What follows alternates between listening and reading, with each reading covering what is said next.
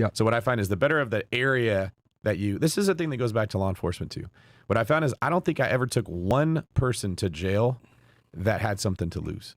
Yeah. That you show up, there's a problem, whatever, turn the music down, don't do whatever you're doing. People that have something to lose, they got to be at work the next day. Yes, sir. Right. Yeah. People who are just have nothing to lose are more likely to be defiant. Right. Yeah. So when you're buying in really good areas where you're getting better tenants that care about their credit score, that would be embarrassed about getting evicted, it never actually makes its way into the courts because they are not going to make you evict them. If they can't pay their rent, they just leave. Yeah.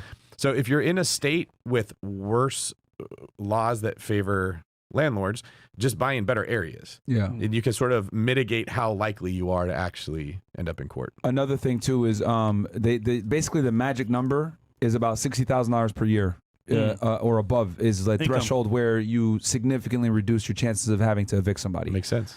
Are there any specific cities? Nope, we got that one. Let's go. Big Boston CEO Network meetup this weekend. Cool. Various Slayer, shout out to you.